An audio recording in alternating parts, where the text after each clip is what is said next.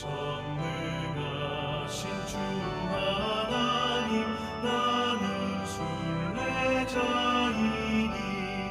나는 심히 연약해도 주는 나나옵니다. 하늘 양식 먹여주시옵소서.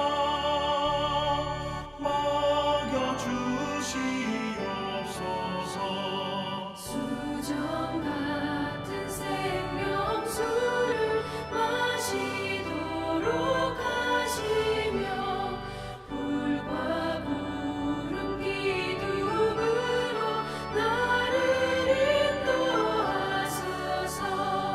나의 주여 힘과 방패 되소서.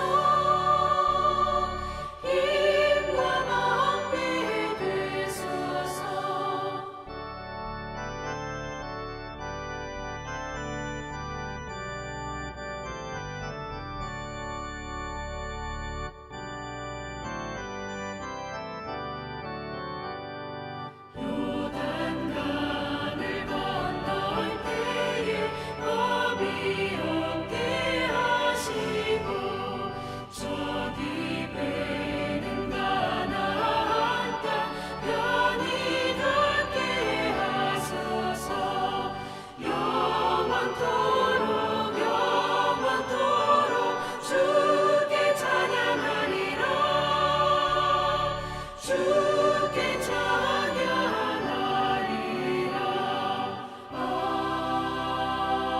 아멘. 6월 5일 목요일 아침입니다. 오늘도 약하고 부족한 우리를 강하게 하시고 당신의 신실한 언약 가운데 붙들어 주시는 하나님께 감사함으로 시작되는 하루가 되기를 소원합니다. 역대상 족보의 말씀을 통해 겉으로 보기에는 미미하고 때로는 실패한 듯 보이는 인생 속에서도 당신의 뜻을 이루어 가시는 하나님의 주권적인 일하심을 발견하며 우리 삶을 향한 그분의 변함없는 계획을 깨닫는 시간이 되었으면 좋겠습니다.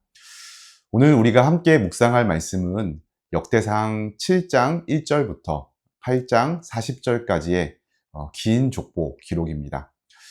앞선 5장에서 요단 동편 지파들의 족보를 다뤘던 역대기 기자는 이제 7장에서 요단강 서편, 특히 북이스라엘의 주요 지파인 이사갈, 베냐민, 납달리, 므낫세, 에브라임, 아셀의 족보를 기록합니다. 이 지파들 대부분은 북이스라엘 멸망 때에 아수르에 사로잡혀 돌아오지 못했지만 경건한 일부만이 남유다로 편입되어 있는 가운데에 있습니다. 이 부분은 아사의 개혁을 다루는 역대하 15장 9절에서 확인할 수 있습니다. 미리 한번 읽어보셔도 좋을 듯 합니다. 자, 그렇게 일부이긴 하지만 언약 백성의 명맥이 이어져 가게 되죠. 역대기 기자는 에스겔 선지자가 에스겔 37장에서 예언한 것처럼 북이스라엘도 남유다처럼 언약 백성의 지위를 회복할 것을 소망하며 다윗 왕국의 회복이 모든 열방을 구원하는 하나님 나라의 도래로 이어지리라는 소망 가운데 이 족보들을 정리하고 있습니다. 우리 함께 오늘 말씀을 읽을 텐데요. 전체를 다 읽기는 어렵고 우리 매일 성경에 나와 있는 본문을 기준으로 중간에 생략된 부분은 넘어가면서 이렇게 읽도록 하겠습니다. 하지만 개인적으로 읽어보실 때에는 모두 읽어보시는 것이 좋겠죠. 네, 우리 같이 함께 읽겠습니다.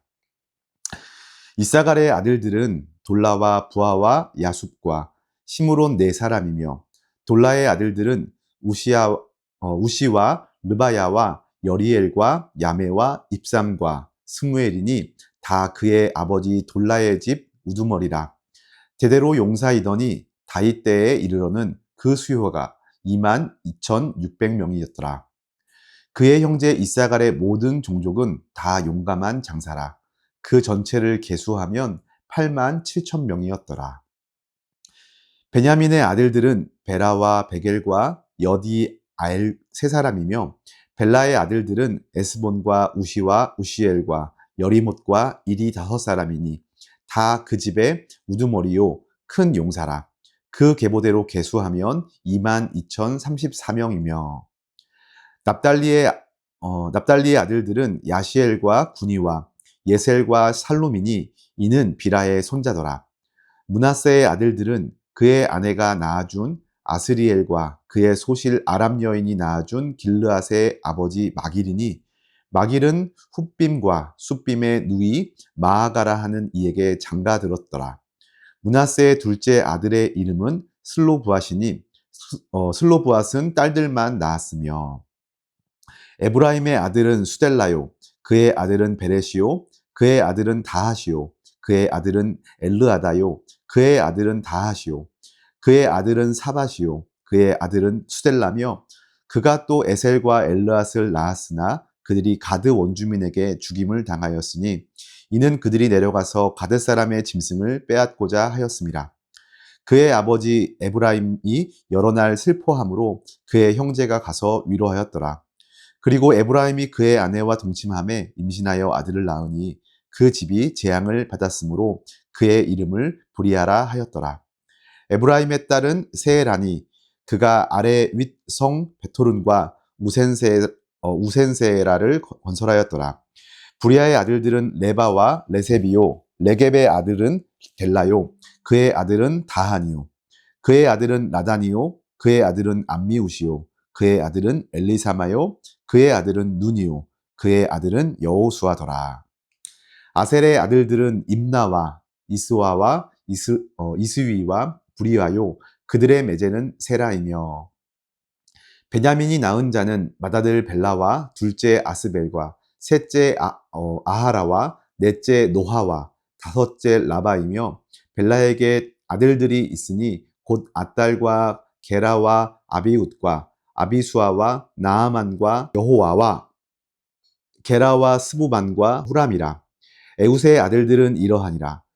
그들은 게바 주민의 우두머리로서 사로잡혀 마나핫으로 갔으니 곧 나아만과 아히야와 게라이며 게라는 또 우사와 아이웃을 낳았으며 사하라임은 두 아내 후심과 바하라를 내보낸 후에 모압 땅에서 자녀를 낳았으니 그의 아내 호데스에게서 낳은 자는 요밥과 시비아와 메사와 말감과 여우수와 사갸와 미르마이니 이 아들들은 우두머리이며 또 그의 아내 후심에게서 아비둡과 엘바알을 낳았으며 엘바알의 아들들은 에벨과 미삼과 세메시니 그는 오노와 롯과 그 주변 마을들을 세웠고 기브온의 조상 여이엘은 기브온에 거주하였으니 그 아내의 이름은 마아가며 장자는 압도니요 다음은 술과 기스와 바알과 나답과 그돌과 아히오와 세겔이며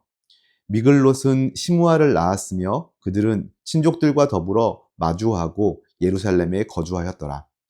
넬은 기스를 낳고 기스는 사울을 낳고 사울은 요나단과 말기수아와 아비나답과 에스바알을 낳았으며 요나단의 아들은 무빗바알은 미가를 낳았고 미가의 아들들은 비돈과 멜렉과 다레아와 아하스이며 아하스는 여호아따를 낳았고 여호아따는 알레멧과 아스마읒과 시므리를 낳고 시므리는 모사를 낳고 모사는 비느아를 낳았으며 비느아의 아들은 라바요 그의 아들은 엘르아사요 그의 아들은 아셀이며 아셀에게 6 아들이 있어 그들의 이름은 이러하니 아스리감과 보그루와 이스마엘과 스아랴와 오바댜와 하나니라. 아셀의 모든 아들이 이러하며 그의 아우 에색의 아들은 이러하니 그의 맏아들은 울람이요 둘째는 여우스요 셋째는 엘리벨렉이며 울람의 아들은 다 용감한 장사요 활을 잘 쏘는 자라. 아들과 손자가 많아 모두 150명이었더라. 베냐민의 자손들은 이러하였더라. 아멘. 오늘 우리가 함께 읽은 족보를 세 부분으로 나누어 정리해보면 좋을 것 같습니다. 지파별로 분류하기보다는 좀 3가지 주제로 묶어서 함께 나누어 보려고 하는데요. 먼저는 약속에 신실하신 하나님의 손길에 대해서 생각해 볼 수 있는 본문들입니다. 이사갈과 납달리 그리고 아셀 지파의 족보를 한번 살펴보겠는데 먼저 이사갈 지파의 족보를 살펴보겠습니다. 1절부터 7장 1절부터 5절까지입니다. 야곱의 9번째 아들인 이사갈에 대한 이 야곱의 그 축복이 창세기 49장에 나오는데, 자, 창세기 49장에서 야곱은 양의 우리 사이에 꿇어앉은 건장한 나귀라고 예언했습니다. 또 모세는 신명기 33장에서 장막에 있음을 즐거워하라 라고 축복을 했습니다. 이러한 예언대로 이사갈 지파는 크게 번성해 있습니다. 모세의 1차 인구조사 때는 5만 4천 명, 또 2차 조사 때는 6만 4,300명이었는데 역대기 기자 때는 무려 8만 7천 명에 달하는 강성한 지파가 되어 있습니다. 이는 하나님께서 이사갈에 대한 계획과 예언을 얼마나 신실하게 지키셨는지를 보여주고 있습니다. 그러나 안타깝게도 이사갈 지파는 이러한 하나님의 복에도 불구하고 하나님을 배신하여 북이스라엘과 함께 몰락의 길을 걸었습니다. 하나님의 신실하심과 인간의 불순종이라는 안타까운 대비를 보게 되는 대목입니다. 또 납달리 지파의 족보는 고작 한 절로 기록되어 있습니다. 7장 13절이죠. 야곱은 이들에 대하여 노인 암사슴이라 아름다운 소리를 바라는도다 라고 예언했지만 납달리 지파는 매우 미미한 족속으로 남아 있었습니다. 아마도 사사기 1장 33절에서 확인할 수 있듯 자신의 영토에 가나안 족속을 완전히 추방하지 못하고 그들과 뒤섞여 살았기 때문이라는 그러한 이유를 발견할 수 있습니다. 이는 성도들이 죄악의 세력과 타협하며 더불어 살아갈 때 하나님의 큰 복이 있을지라도 그것을 온전히 누리지 못하고 약해질 수 있음을 경고하게 되는 것입니다. 반면에 아셀 지파의 족보는 어떻습니까? 야곱과 모세의 예언대로 비옥한 땅에서 평안한 그러한 농경 생활을 했고 그들의 후손은 번성을 했습니다. 아셀의 족보는 넷째 아들 브리아를 중심으로 기록되는데 2만 6천 명의 용사들이 언급됩니다. 이들은 지파 전체가 아니라 한 가문의 인원으로 보이지만 이를 미루어 볼 때 야곱과 모세의 예언대로 아셀 지파가 정말로 풍요롭고 평안한 삶을 살았음을 짐작해 볼 수 있습니다. 이처럼 족보들은 하나님의 약속이 얼마나 신실하게 이행되어지는지 그것이 결코 헛되지 않음을 보여주는, 그래서 정말 약속하신 그 신실하신 하나님의 손길에 대하여서 증언하고 있는 내용들이라고 생각됩니다. 두 번째로 넘어졌으나 다시 일어서게 하시는 하나님의 그 백성들을 향한 놀라운 일들을 우리는 또 므낫세, 에브라임 지파의 모습들을 통하여서 확인할 수 있습니다. 므낫세 지파의 족보입니다. 므낫세는 요셉의 장자였지만 야곱의 축복대로 동생 에브라임보다 작은 지파였습니다. 역대기 기자는 요단강 서편 본토 므낫세 반지파의 족보를 이미 기록하였는데 특이하게도 본처의 소생이 아닌 첩의 소생인 마기를 중심으로 기록하고 있습니다. 요단강 동쪽의 므낫세 지파는 북이스라엘 멸망 때에 아수르에 의해 포로가 되어서 멸망했습니다. 그러나 요단강 서쪽에 있는 므낫세 지파의 일부는 여호와를 경외하며 남유다의 종교개혁과 성전 복구에 적극적으로 동참합니다. 이것은 열왕기하 15장 9절부터 13절 내용, 또 역대하 15장 9절, 또 30장 1절 등 여러 곳에서 확인할 수 있습니다. 그들은 남유다의 멸망 때 바벨론의 포로로 잡혀갔지만 예루살렘으로 귀환하여 성전 재건에도 동참하는 복을 얻게 됩니다. 이것은 내일 본문인 9장 3절 포로 귀환자의 명단에서 보게 됩니다. 시편 73편 28절은 하나님께 가까이 함이 내게 복이라 이렇게 고백을 하는데 므낫세 지파의 이 역사는 그 진리를 여실히 보여줍니다. 지파 전체가 망하는 듯 보였으나 하나님을 가까이 한 그 일부를 통하여서 그들은 다시 회복의 복을 받게 됩니다. 다음은 에브라임 지파의 족보입니다. 에브라임은 요셉의 차자지요. 형 므낫세보다 더 큰 번성의 복을 받은 지파입니다. 이 족보는 아들 수델라의 계보를 기록하고 있습니다. 7장 20절, 21절이죠.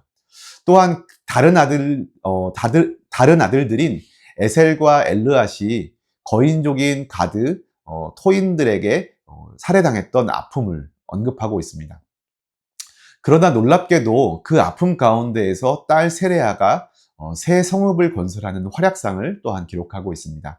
그리고 에셀과 엘르앗의 사후에 태어난 브리아의 계보가 기록되고 있는데요. 이 계보가 중요한 것은 모세의 후계자이자 가나안 정복의 사령관인 여호수아가 바로 이 계보에서 탄생했기 때문입니다. 에브라임은 여러 성읍과 고을을 차지하며 야곱의 예언대로 므낫세 지파보다 강성했습니다. 그러나 그 강성함의 영향력은 결코 선하게 사용되지 못했습니다. 에브라임 지파 출신의 여로보암 1세가 나중에 솔로몬의 아들들을 대적하여 남북 왕국을 분열시키게 되고, 그렇게 나뉘어진 북이스라엘의 대표 지파가 되지만 그들을 악하게 이끌어서 북이스라엘 전체와 함께 그런 악한 길을 걸어가게 됩니다. 이처럼 복을 받는 것도 중요하지만 그 복을 하나님의 뜻대로 선용하는 것은 더욱 중요함을 생각해 보게 됩니다. 므낫세 지파와 에브라임 지파의 대조에서 우리는 강한 자도 넘어질 수 있고 약한 자도 일어설 수 있다라고 하는 일반적인 교훈뿐만 아니라, 무엇이 강한 자를 넘어지게 하는지, 무엇이 약한 자도 일어설 수 있게 하는지를 돌아보게 합니다. 결국 우리의 강함과 약함보다 더 중요한 것은 그 강함은 강함대로, 약함은 약함대로 얼마나 하나님을 가까이 함으로 그 자리에서 맡겨주셨던 그 소명을 감당하고 있는가 하는, 그 맡겨주신 소명의 자리를 생각해 보게 되는 겁니다. 이는 오늘 나누고 싶은 마지막 세 번째 주제인 세 번째 주제와 연결되는데, 세 번째는 약한 나로 강하게 하시는 하나님의 섭리에 대한 것입니다. 우리는 이것을 베냐민 지파의 족보를 통해서도 확인할 수 있는데요. 자, 베냐민 지파의 족보는 7장 6절에서 12절에서 간략하게 언급된 후에 8장에서 더욱 자세하게 보충 기록됩니다. 베냐민은 야곱이 가장 사랑했던 라헬의 죽음을 통해서 얻은 막내 아들로, 야곱은 그를 물어뜯는 이리로 아침에는 빼앗은 것을 먹고 저녁에는 움킨 것을 나눌 것이라고 예언을 했습니다. 그리고 이러한 예언대로 베냐민 지파는 몹시 호전적인 지파였습니다. 그로 인해서 사사기 19장에서 공동체를 크게 혼란에 빠뜨린 적도 있고, 또 지파 자체가 끊어질 위기도 겪게 되었지만, 그러나 결국 남북 분열 당시에는 유다 지파를 지지하며 다윗 왕국을 힘있게 도왔습니다. 8장은 베냐민의 맏아들 벨라와 그의 후손들, 그리고 왼손잡이 사사 에웃의 계보를 기록하며, 그가 두 아내를 쫓아낸 후 모압 여인을 통해 자녀를 낳았음에도 불구하고 본처였던 유대 여인 후심에게서 얻은 아들들이 예루살렘에 거하는 수많은 족장들을 낳았음을 보여주고 있습니다. 이것은 인간의 실패와 죄악 속에서도 하나님께서 언약 자손을 번성시키시는 신실함을 보여주는 것입니다. 베냐민 지파 족보에서 가장 중요한 부분은 29절에서 33절에 기록된 사울왕의 직계 족보입니다. 그리고 34절에서 40절에는 사울의 아들인 요나단의 후손을 기록합니다. 다윗이 요나단과의 약속대로 요나단의 아들인 무비보셋이죠. 이 무리바알을 정성껏 선대했기 때문에 사울 왕가의 계보가 유지될 수 있었음을 암시합니다. 역대기 기자가 베냐민 지파를 이토록 심도 있게 다루는 이유는 크게 두 가지입니다. 하나는 베냐민 지파가 이스라엘의 초대 왕조였기 때문이며, 또 다른 하나는 역대기의 1차 독자가 바벨론에서 귀환한 남유다의 포로들인데, 유다 지파 외에도 베냐민 지파 출신이 상당수였기 때문입니다. 느헤미야 11장 4절, 7절, 31절, 그리고 36절에 보면 이러한 내용들이 나옵니다. 그들이 곧 하나님의 언약 백성의 중요한 일부였던 것입니다. 이러한 베냐민 지파를 통해 멸망하여 사라진 듯 보였던 지파들을 하나님이 어떻게 보존하시고 다시 세우셨는지를 보여주고 있는 것입니다. 우리는 그 속에서 약한 나로 강하게 하시는 하나님의 은혜를 고백하게 되는 것이고요.